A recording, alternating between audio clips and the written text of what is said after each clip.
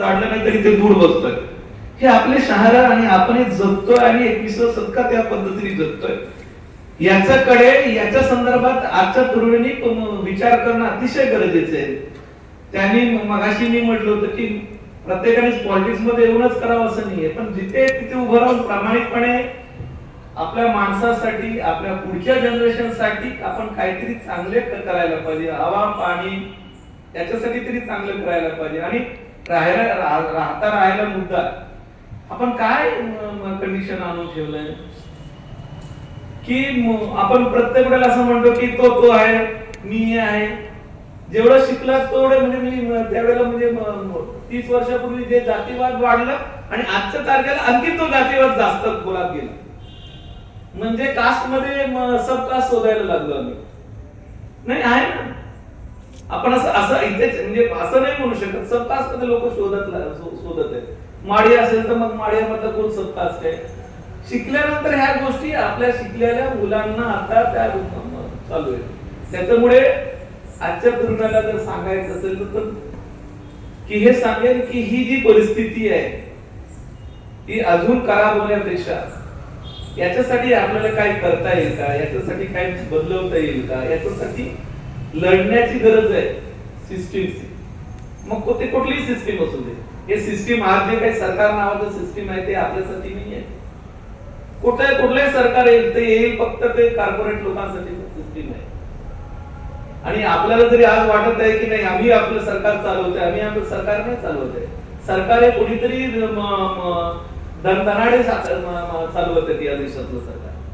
आणि reality fact आहे, आपण तिथपर्यंत पोहोचत नाही. आणि आम्ही एक म्हणतो की नाही आमचा सरकार आहे, आमचे नेते आहेत. हे कुठले तुमचे नेते आहेत? हे तुम्हाला कुठे गुलामीत नेलेत ना. आपण गुलामीत आहोत. म्हणजे मी सरळच म्हणजे नमूद करतो की आपण गुलामीत आहोत. वेगळ्या पद्धतीचं गुलामीत आहोत. फक्त 2 वेळचं जेवण मिळतं, लेट मिळतं म्हणून आपण स्वतंत्र आहोत. अदरवाईज आपण एखादा विषय म्हणजे स्वतंत्रपणे विचार व्यक्त करू नाही शकत. 4 चौघांमध्ये जाऊन तुम्ही एखादा स्वतःचा विचार व्यक्त करून बघा. तुम्हाला 4 लोक तुम्हाला ठोकणारे येतील की तुम्ही काय विचार व्यक्त करता. म्हणजे माणुसकीचा विचार म्हणजे काय ते कुठला तरी आपण याचा कोडण्याचा विचार नाही म्हणत की माणूस माणसासाठी आहे ना. बरं किती वर्षापासून माणूस मुक्तीसाठी कामं चालू गेली? 7 ते 8 वर्षापासून माणूस मुक्तीसाठी आपण प्रयत्न करतो. आणि संविधानाचा थ्रू आपल्याला तो माणूस मुक्ती मिळाला.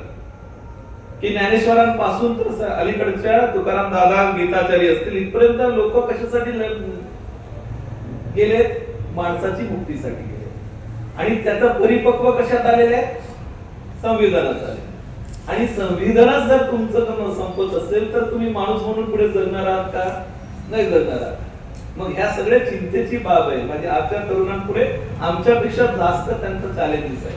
या चॅलेंजेसना तोंड द्यावं, त्या चॅलेंजेस साठी त्यांनी पुढे यावं आणि त्या पद्धतीने त्यांनी विचार करावा देशाचं, माणसाचं आणि माणुसकीचं. एवढंच मला वाटतं. तर आजच्या तरुण पिढीला खूप चांगला संदेश सरांनी दिलेला आहे.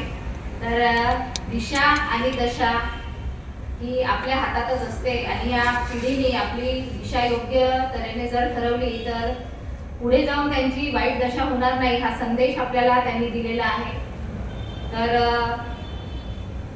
या ठिकाणी आपल्याला लाभलेले सन्माननीय कन्ना मडावी सर, तसेच त्यांच्या सुविद्य पत्नी सन्माननीय समता मडावी मॅडम यांचा जो काही संघर्ष आहे, जे काही त्यांचं सामाजिक जी बांधिलकी त्यांनी जपलेली आहे ती खरंच प्रशंसनीय आहे.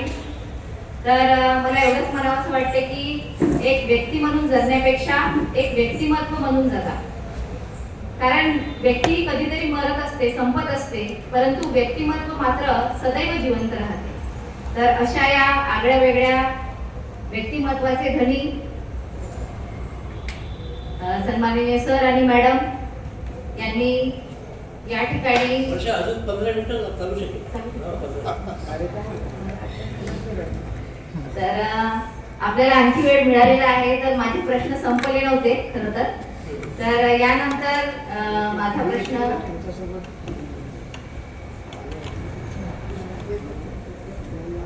तर मॅडमसाठी आहे की त्यांनी आपलं जे व्यसनमुक्तीचं कार्य सुरू केलेलं आहे तर त्याला योग्य प्रकारे त्या न्याय देत आहे.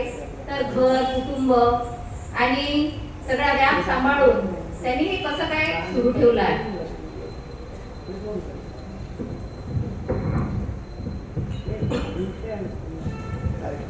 एकतर सामाजिक क्षेत्रात किंवा वैद्यकीय क्षेत्रात जेव्हा काम करत असताना आपली इच्छा असो वा नसो व्यसनमुक्तीसाठी कामही करावंच लागतं. तर आजचा हा काही माझा प्रवास आजचा नाही आहे. जवळजवळ 2006ला मी आमचं म्हणजे काय खाजगी हॉस्पिटल चालू केलं. तिथे सर थोडी थोडी प्रॅक्टिस करत होते आणि सरकारी दवाखान्यात पण जॉईन होते अहिरीच्या. तर आमच्याकडे येणाऱ्या कर्मचारी वर्ग, त्यांचे नवरे, काम करणाऱ्या बायका, सिस्टरांचे नवरे, असं आजूबाजूला सतत मला बघायला मिळायचं की म्हणजे खूपच व्यसनाचं प्रमाण, दारूचं प्रमाण खूप वाढलेलं आहे. आणि मग ते बघून खूपच वेदना व्हायच्या. सरकारी दवाखान्यात हे सांगायचे दर 2-4 दिवसात, म्हणजे अजूनही रेट तोच आहे, बदलला नाही, उलट वाढलाय. 1-2 पेशंट अल्कोहोलिझमनी मरायचे. तर मग असं वाटायचं की नाही, यांच्यासाठी काहीतरी आपण करायला पाहिजे. कारण ही अशी जर पिढी अशीच बर्बाद होऊन जात असेल आणि एकतर आमच्या भागात अतिशय वाईट पद्धतीची दारू मिळते किंवा व्यसन केलं जातं.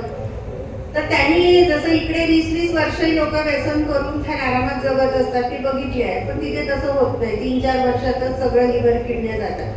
तर काहीतरी केलं पाहिजे असं होता एकदा हे एका कार्यक्रमात गेले आणि म्हणाले की अल्कोहोलिक अनोनिमसनी मला कार्यक्रमाला बोलवलं होतं. म्हटलं मला का नाही सांगितलं तू. आणि माझं मानसशास्त्र असल्यामुळे मला त्या संबंधी कल्पना होती, कारण थेरपी म्हणून आम्ही ते वापरायचो. मी नागपूरच्या काही संस्थांनाही भेटी दिलेल्या होत्या त्या फील्ड स्टडीमध्ये. पण एक्झॅक्टली काय करायचं हे काही माहिती नव्हतं. मग त्याच दरम्यान मी मुलांच्या शिक्षणासाठी काही जबाबदाऱ्या होत्या म्हणून मी चंद्रपूरला शिफ्ट झाले 2013ला. आणि सतत मनात तो विचार राहायचा. मग असं होता होता मला मी म्हटलं इथे काहीतरी अल्कोहोलिक अनोनिमसच्या मीटिंग चालतात. मग असं शोध लावता लावता एकीचा मला कॉन्टॅक्ट नंबर नेटवर सर्च केलं, तेव्हा ते पण लोक अपडेट नव्हते. मी म्हटलं मीटिंगला मी येऊ का. ये म्हणाले, तुझ्याकडे प्रॉब्लेम आहे का. म्हटलं नाही, पण ये म्हणाले. कारण मीटिंगला ज्यांच्याकडे समस्या आहे त्याच लोकांना सहसा जाता येतं. पण मी तरी गेले, मीटिंगला गेले आणि मग मला काहीच माहिती नव्हतं. आणि मी शॉक झाले. शॉक याच्यासाठी झाले की मला असं वाटलं की तिथे मीटिंगमध्ये रिक्षा चालक, कामगार वर्ग किंवा मोलकरणी अशा लोक असतील, अशांच्या बिचाऱ्या बायका असतील, रंजल्या नांदलेल्या गरीब. पण तिथे तर एकदमच म्हणजे डॉक्टर, इंजिनियर आणि शिक्षक, पोलीस, म्हणजे एकदम माझ्याहीपेक्षा छान अशा मला, म्हणजे मी लेडीजच्या मीटिंगला गेली सुरुवातीला. आणि मग मला हळूहळू तो प्रोग्राम कळायला लागला. म्हटलं मी येऊ का इथे मीटिंगला. तर म्हणे हो ये, तुझी इच्छा असेल तर तू ये, वेल विशर म्हणून तू येऊ शकतेस. असं मला तिथे परमिशन मिळाली. आणि मग मी तो सगळा कार्यक्रम एक्झॅक्टली अल्कोहोलिझम किंवा व्यसन करणं हे काय आहे हे मी शिकत गेले. मी कंटिन्यू 2013 ते 23 पर्यंत येतपर्यंत मी सगळे मीटिंग्स केल्या, बाहेरगावचे पुण्याचे कन्व्हेन्शन केले, वर्कशॉप केले. म्हणजे एकही गोष्ट अशी सोडली नाही. मग सगळे पुस्तकं जमवले, लिटरेचर, म्हणजे मला तसंही पुस्तकांची आवड आहे. असं करत करत मी स्वतः शिकत गेले. मग मुक्तांगण जे केंद्र आहे पुण्याचं, तिथे आम्ही व्हिजिट दिली. म्हटलं मला ट्रेनिंगला यायचं आहे मॅडम. म्हणाली आम्ही जेव्हा ट्रेनिंग काढतो तर मग असं करता करता म्हणजे कोरोनाच्या आधी माझं ट्रेनिंग झालं. म्हणजे नंतर तर ट्रेनिंग बंद झाले, पण म्हणजे देवाची इच्छा असेल तर असं मी 2018ला माझं तिथे 15 दिवसाचं मी मुक्तांगणला ट्रेनिंग करून आले. आणि मग मनात होतं की नाही काहीतरी करावं. असं करता करता त्याच लोकांकडून शिकत गेले. आणि मग इथे मी झेपमध्ये काम केलं, वणीला जाऊन मी काम करायचे आमच्या एका सरांसोबत. मग इथे दुर्गापूरला एक सेंटर होतं, तिथे मी काउन्सिलर म्हणून काम केलं. आणि असं होता होता मी त्यांच्याकडून त्यांच्याच अनुभवातून शिकत गेले. आणि 2023ला जेव्हा मी बॅक अहेरीला गेले तर मी माझं स्वतःचं एक व्यसनमुक्ती केंद्र तिथे चालू केलं आहे. आता व्यसनमुक्ती केंद्र चालू केलंय तर प्रश्न आपला असा होता की सरांची मदत होते का, तर सरांची मदत हमखास होते. कारण एक फिजिशियन म्हणून त्या लोकांना जेव्हा दारू सोडत असताना फार त्रास होत असतो, त्याला आपण वियोग लक्षणं किंवा विड्रॉल सिम्पटम्स म्हणतो. तर मी ते सरांकडे, तो आमचा पेशंट 3 दिवस 4 दिवस ऍडमिट होतो आणि सिम्पटोमॅटिक आपण त्याचे ते लक्षणं काढतो, जो जो त्यांना त्रास होत असेल. आणि खूप भयंकर त्रास होतो त्या लोकांना, म्हणजे अक्षरशः भास होणे, पागल झाल्यासारखे ते होतात. ते सगळं सरांकडे, म्हणजे मी पण बघतच असते, पण सरांकडे तो पेशंट असतो. आणि मग तो थोडा 3-4 दिवसांनी नॉर्मल झाला की मी त्याला माझ्याकडे घेते. आमचा 30 दिवसाचा पूर्ण रेसिडेन्शियल प्रोग्राम असतो, म्हणजे बेसिक 30 दिवस, मग पुढे आपण त्याचा काळ वाढवू शकतो. आणि मग त्याच्या सकाळी 6 पासून तर रात्री 10 पर्यंत पूर्ण फुल डे योगा, मेडिटेशन, प्राणायाम क्लासेस होतात, थेरपी होते, त्यांचं जेवण, TV, गेम्स असं सगळं फुल त्यांना एंगेज ठेवलं जातं. Drawing, art therapy, music therapy, प्रार्थना, हे सगळं तिथे केलं जातं. सरांची पण मदत होतेच. पण मुद्दा असा आहे की लोकांना याची जाणीव नाही, कारण की आमच्या भागामध्ये ग्रामीण भाग आहे. एकतर त्यांना हेच माहिती नाही की दारू किंवा व्यसन हे सुटू शकतं.